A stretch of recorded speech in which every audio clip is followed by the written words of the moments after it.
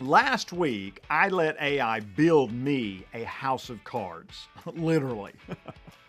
I had started a new project and I was really excited about it. So I brought AI along as a partner to work through some things, and he started giving me some really good ideas and some thoughts. And it gave me next steps that I could try. I'm like, yeah, let's do that. Yeah, let's do that. And everything was going great until about 3 days later when I presented it to somebody I'm working with, and they're like, Jones, this is nothing like we talked about. I'm like, you're right. How'd I get here? I got there because I'd abdicated some of my thinking to AI. I'd let AI take the lead in the project, and it took me somewhere that was not helpful. I had to put in place some boundaries for me so that doesn't happen again when using this amazing tool.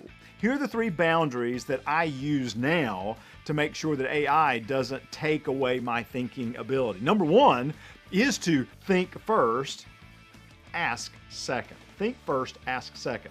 Before I start to put in a prompt, then I will think about what's my goal for the project? What is it I really want the outcome to be? What's important to me about this? And getting all those things in place. I might even put that in the prompt, but at least I know what my parameters are before I start asking AI to take me in a direction.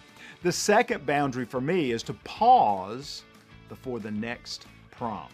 If you use AI, you know it gives you tons and tons of information. And the more information you get, the more information you want. And it wants to immediately build on that. But what I've started doing is I will pause and review that information to think about, how does this fit? Is this going in the right direction? Instead of just saying something else in a prompt that adds more layers of information that may not be helpful.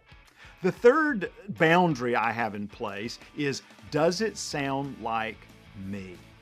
AI is great at coming up with all this information, ideas, and content, but I have to stop more intentionally and say, does this sound like me? And if it doesn't, instead of using the next prompt, I say, what would sound more like me? So that I make sure that what I'm putting out there is in line with my values and what's important to me in my content and my programs and other things. As I said, AI is an incredible tool, but like any tool, we have to use it intentionally if we want to get the outcomes that are aligned with who we are. I'm keynote speaker and author Jones Loflin.